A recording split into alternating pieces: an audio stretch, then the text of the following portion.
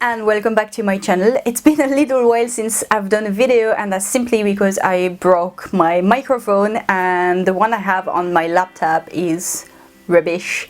So I finally received a new one. There, it looks very professional, and hopefully it's going to work better and improve the sound quality all around anyway, because it was needed. So let me know in the comment section how you like it. For today's tutorial, we are going to make this, which is turning a man's shirt into a 1950s inspired wrap top. I have seen this pin going around on Pinterest for a while now, and I've been dying to recreate it, but I also wanted to make it into a upcycling project. I'm trying to be a bit greener on how I make clothing and how I buy clothing. So this is definitely something I'm really happy with. A bit of a learning curve, I would admit, but I'm making the mistake so you don't have to. So let's boo-boo for the tutorial. Alright, the first thing you're going to do is cut off the sleeves of your shirt. Make sure your shirt is slightly oversized. Then we are going to open the sides. With your pair of scissors, you're going to cut as close as possible to your sewing line on each side. So now we need to make the side straight, and we need to get rid of the curved underarm area. Then repeat on all the other sides. So now you need a few measurements, and you need first your width and where you want the sides to fall as sleeves. So all you need to do is take your tape and put it on where you want to finish on either side of your shoulders.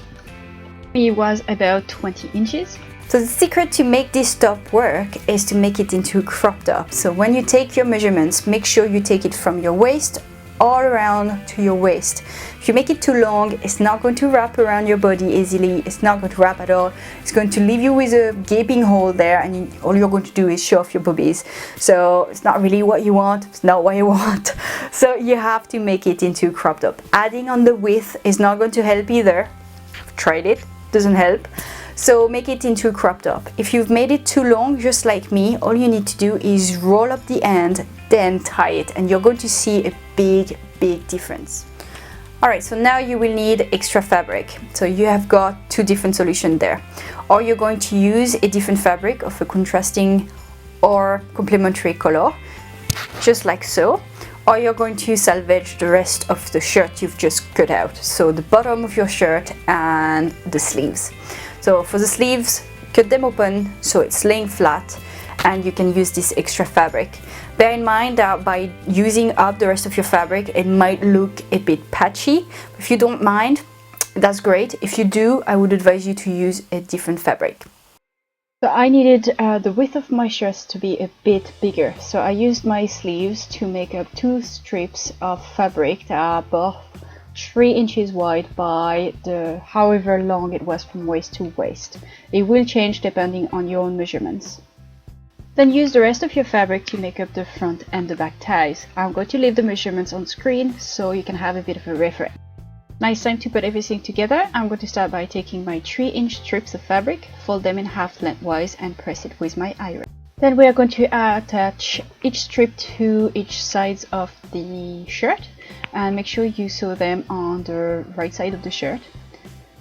Then sew it down with a straight stitch all around. Then you can repeat with the other side. So it should look like this when it's sewn together. If your strips are too long, just like mine, just cut them at the end of the shirt. And if your shirt is already wide enough, you do not need to do that step. That is just because it wasn't for me. If yours is long enough, all you need to do is hem each side. Now it's time to attach the front tie to your shirt. So all you need is the front of your shirt and the piece for your front tie. So mine is 2 inches wide by 44 inches, I think. Just make sure that the middle of the tie match up with the middle of your front shirt, and you're going to attach them right sides together and attach it with a straight stitch. So once your tie is sewn onto the shirt, we are going to finish it off. So you're going to take each end of the tie and you're going to fold it in half, right sides together, and pin it in place. Then you're going to sew all around the edges that need to be sewn, but you're going to stop and start before the shirt. Before we turn the tie inside out, you need to clip your corners so you will have nice and sharp corners. Then we can turn the ties inside out. You can use a pencil to help you out. And repeat this process with the other side. So once the two sides of the ties are inside out, for the remaining bit of the tie you're going to press the remaining seam allowance towards the inside. Then sew all around. It will top stitch plus close the gap.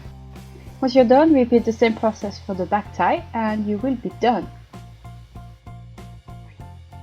So I ended up thinking that the width of my shirt wasn't enough, so I added a band of black fabric on either side of my shirt.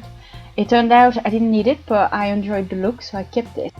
So now it's time to put it on. As you can see, mine is a bit too long and it won't work if it's going too low on your body. It needs to go at the waist and be a crop top.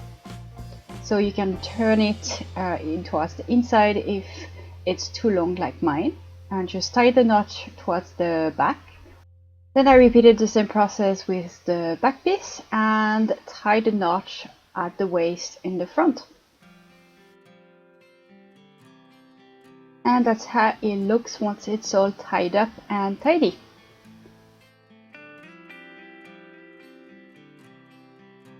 Alright guys, that's it for today. I hope you enjoyed this tutorial and you found it helpful. If you do want to recreate it, don't forget to show me any pictures. You can just hashtag Scrapbbok, I guess, and I would be happy to see your recreation. As well, if you enjoyed this tutorial, why not leaving a thumbs up? And if you're not already and you would like to be, you can subscribe as well. Just down, and if you have any question, comments or requests, you can leave them in the comment section below.